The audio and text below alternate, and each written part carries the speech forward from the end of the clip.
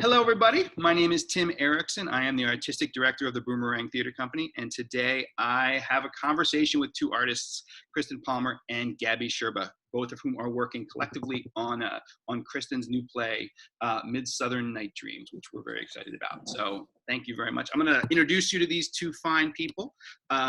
Kristen Palmer writes plays, makes theater, and teaches kids and adults. She started writing plays in Seattle, Washington, while working with Printer's Devil Theater in the 90s.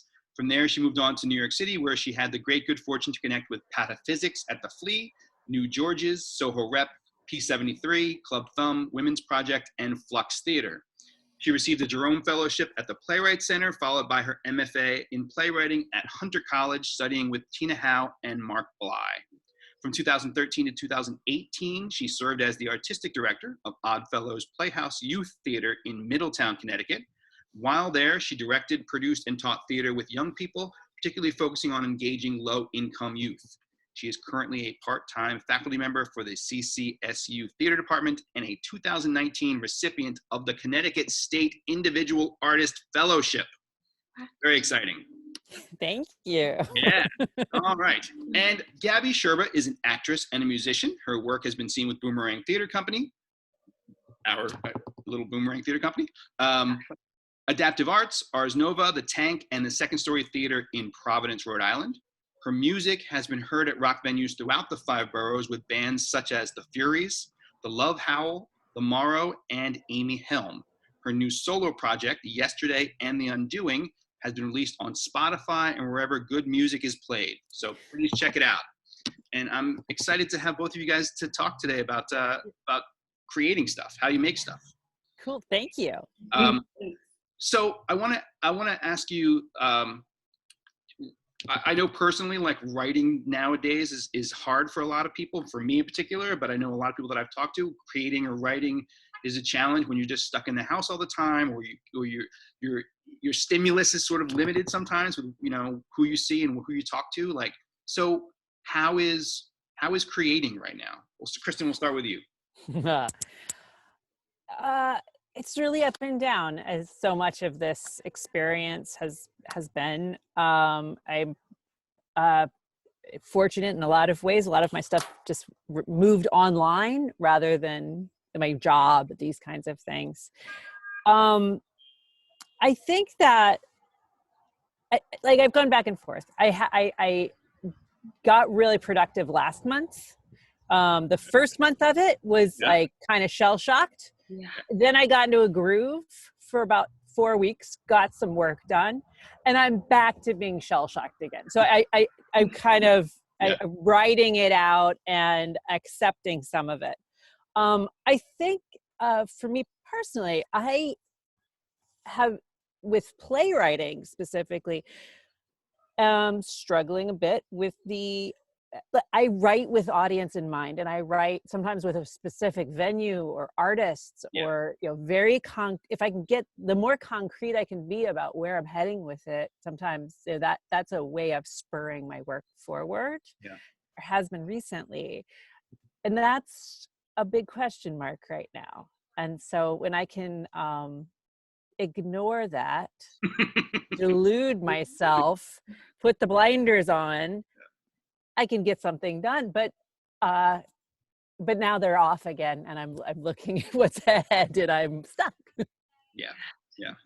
Gabby, how about for you, making music? I'm learning how reliant I am on momentum, like the momentum specifically of collaboration,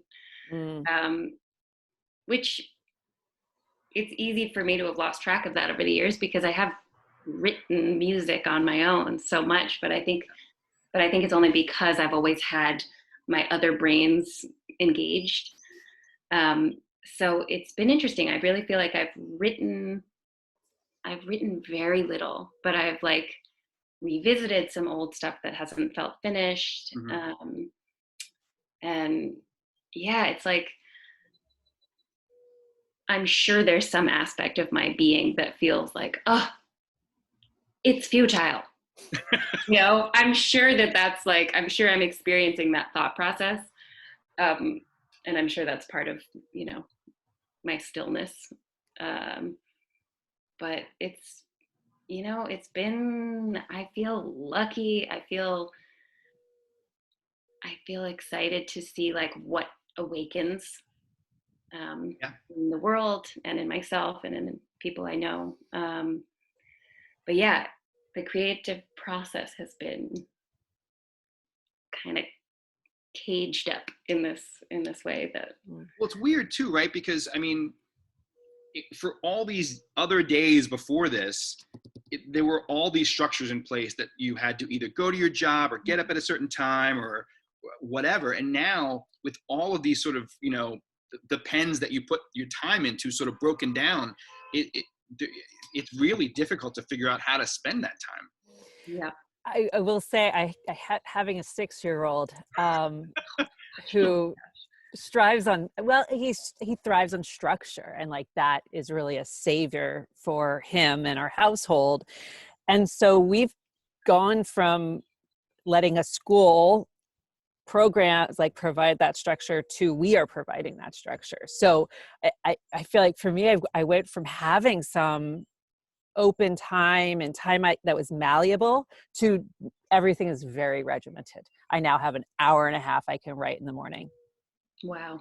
If everything works right, which in some ways, because it's so regular and reliable, like actually propels some work, but in other ways it's such a different experience. And when you had said, Gabby, about our different realities that people are living in, I think before we started the tape, it's like, we're so dictated by the lived reality of our households or our circumstances, and everyone's is so living this very differently. Yeah. And yeah, as a parent, it's very much about having full time always schooling and child. That is unimaginable. I commend you. I applaud you. It's weird. It's just the opposite of free time. There's less now. Yes. But let's talk about that. You brought it up. You get writing time in the morning. I do. We started, so I'm part of over the years a loose group of playwrights. I guess it started around Errickson used to do these, or still does, these silent writing retreats. Mm-hmm. And so that evolved into kind of a loose group listserv. And a couple weeks in, maybe 3 weeks in, that group organized to start a 9 o'clock to 12 o'clock silent writing time together. And it's been going on since March now. So I think I joined that at late March, and I can't do the 3 hours. Sure. That is not my life. But if I can log on at 9 and write until 10 or 10:30 when my husband has meetings, that's the time I get. Now, were you a morning writer before this structure, or is it sort of? Morning is my time for writing. It always has been. Since I became a parent, I lost that time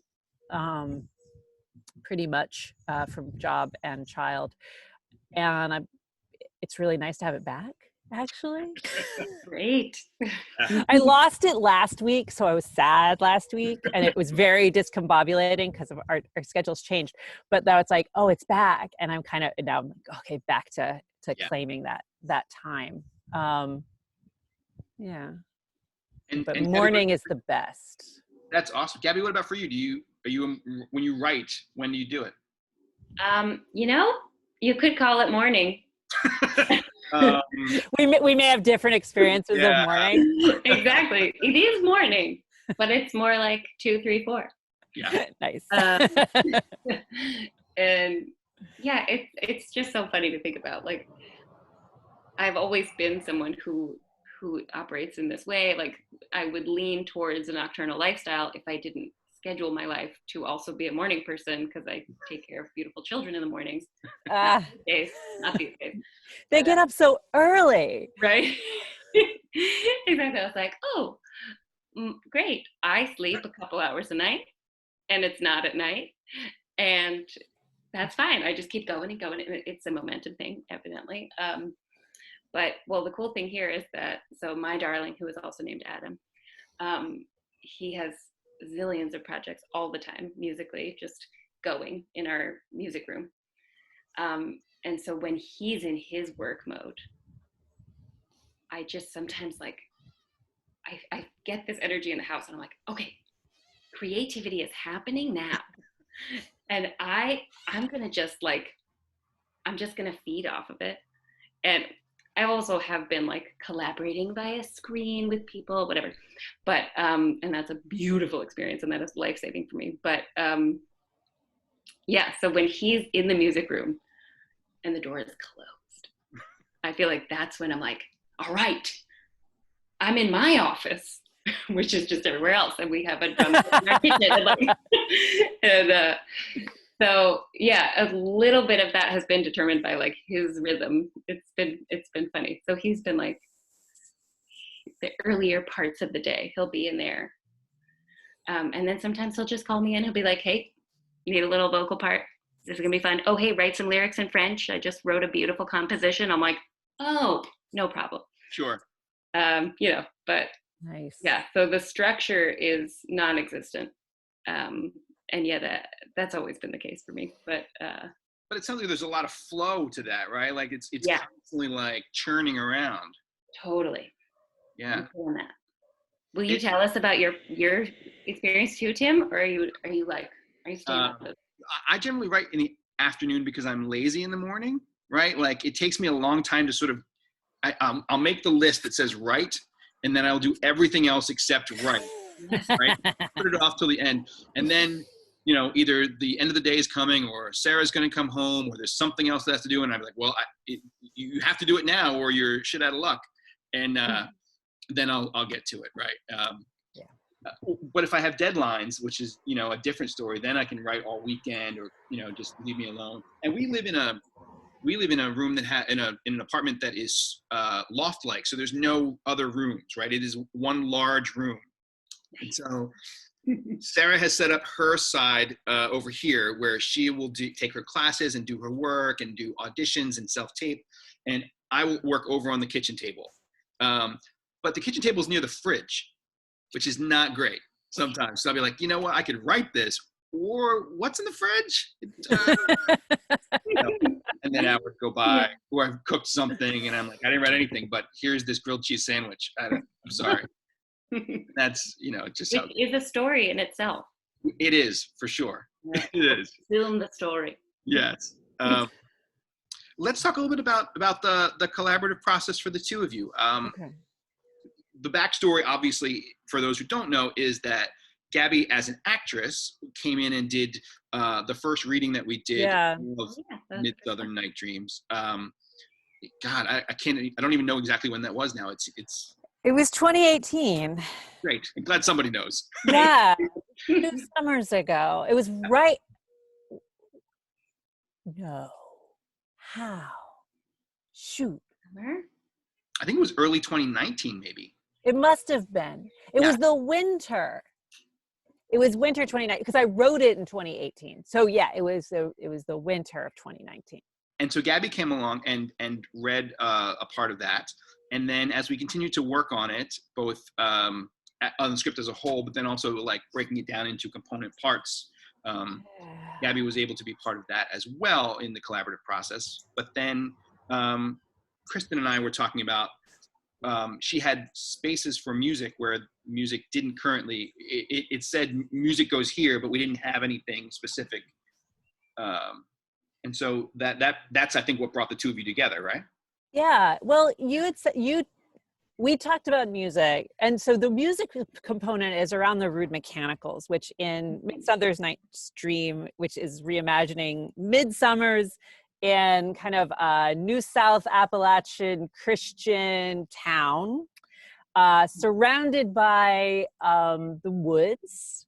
In the woods live guys who live in trailers and shoot cans, and also take drugs, probably, and also a commune of kind of back to the land. It's a radical queer fairy movement. It's what it's based on. And then there's also the rude mechanicals, which is the part that we zeroed in on for the second workshop, because the Roots kind of function as a group of young artists in this kind of conservative town.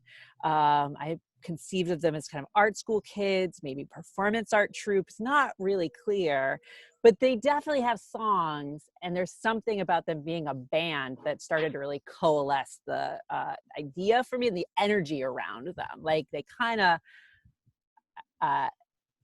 and not maybe a band like Gabby, like you're a real musician. Like I'm thinking more like bands like what I grew up with, which was mostly like we'd have a space and hang out, and some people would play things, and we'd have a lot of opinions. So, but you introduced me to Gabby's music, and honestly, I listened to some of your songs and pieces online, and they had the air of ruralness, of natural beauty, with kind of an edge to them that I responded to, and that's how we started that conversation. Yay! And so, what was the back and forth like? Were there discussions about like? I don't. Yeah. Not a ton. What did we do? I don't feel like a lot. I feel like you had asked me which areas. I shared which spaces in the script. You were already familiar with the script in the world, and also you had such a like grasp of it. I actually don't know where you're from, or if you have like connections to what part of the world. No, I'm from Rhode Island. Yeah. But and then you took those and did something with them and gave me the tracks. And I thought they were really spot on. Well, because I guess when we were reading through the script initially, I was like, the moments that indicated music, or like, and this is a sung piece. It just didn't even occur to me that like somebody would have to write that music. We're all just sitting there reading through it, and I was like, I'm hearing this music. I'm hearing music in my head for sure. Like, oh, they've got it all worked out. And then when we were talking about it, I was like, oh yeah, I could come up with something that's circulating in my mind. I guess, I just could feel this energy from the Rude Mechanicals that were like, they need each other so much. And I think they celebrate the togetherness so much. And I was feeling like I wanted music for them that could sound a little bit like a chant in certain moments. And I think that was sort of my jumping off point with that, but then also like transition music from one world to another. You also did the song for the Fairies, right, which is also another like different world track, but was very beautiful. Ooh, yeah. And we were going to be convening on March 15th to work on this in person with a whole group of people and singers, and that all stopped. The plans. Oh my gosh. Yeah. We'll put that back again, because I think it's not a secret that we're very committed to getting this thing developed and making sure that it has a full life, and that we get it produced, and that we get on stage in front of people. And when the world comes back to around, that's on that list of things that we're going to get done. So I think Zoom is telling us we are running out of time. We're going to jump right to the fast. I know, it went quickly. When you think about writing, when you think about your process, is there a piece of advice that sort of either gets you through when you're stuck, or that you that rings in your head when you're working, that sort of keeps you, on point or on the right track?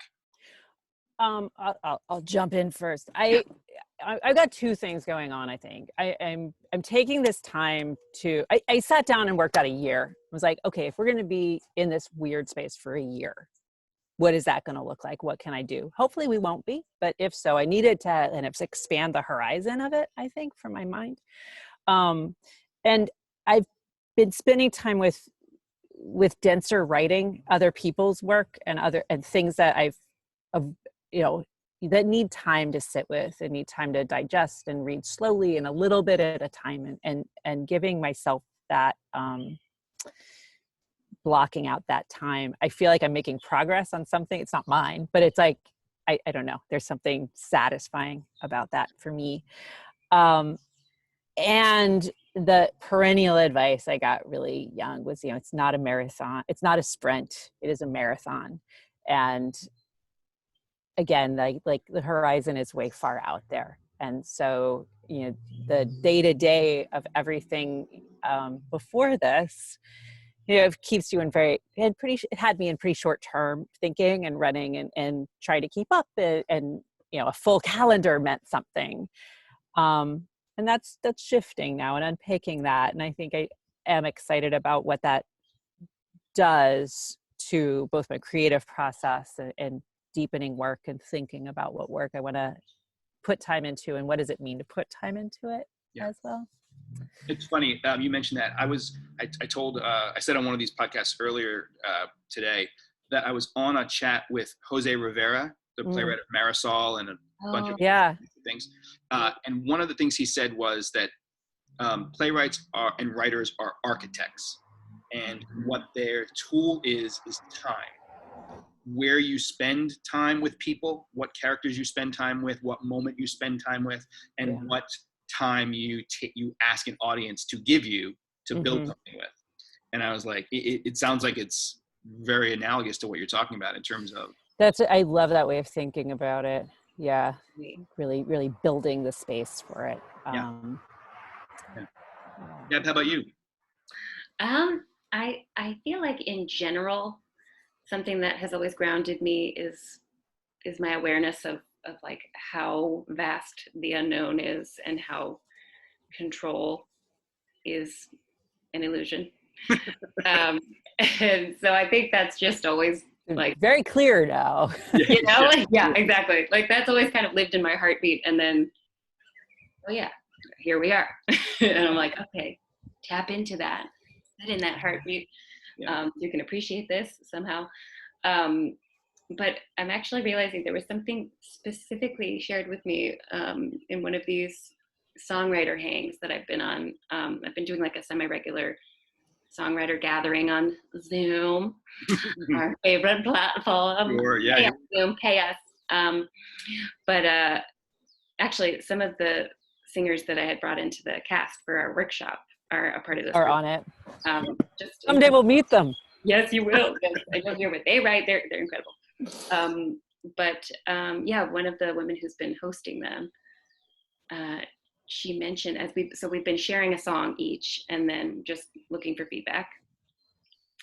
And she articulated that any O in a song must be justified emotionally. Huh. And I was like, fuck yeah. I was like, this is a tiny thing that I can apply to every piece of work that I do right now. It just has somehow it's helped me to focus on like anything I'm arranging or any of the snippets I'm writing these days. It's been really cool. That's awesome. I was like, I had the O here, but I was like, no. It has to come from where I just was or the previous phrase it's been. Yeah. That strikes me as having the time to, giving the right time to things. Yes, of course. So if people wanted to see more of your stuff, hear more of your stuff, Kristen, where would they go? They can go to my website and they can find plays on New Play Exchange. They can also go to my website and email me for things, and I will probably get back to you. I've been corresponding with students doing my monologues, so I'll talk to anybody these days. Yay. And Gabby, what about yours? I guess what you mentioned, the bands that I work in are all on the streaming platforms, and if you're looking for Bandcamp, I think, is a wonderful way to listen to and download music. So I would say just go searching around Bandcamp and the streaming platforms. And they will find you somehow. Yeah. Awesome. It's been fun. I can't tell you how excited I am to get the three of us and a bunch of other people back in a room together and get cracking on this. Yeah. One of the disappointing things from March, among a bunch of other things, was that we had to cancel that workshop for the weekend, and so we just put it on hold for a minute. We didn't lose it. We're going to get it back. So I can't wait till we do that. So it's going to be all right. Thank you, friends. Amazing. Thank you so much, Tim. All right. Really appreciate it. So beautiful to be here with you. Be cool.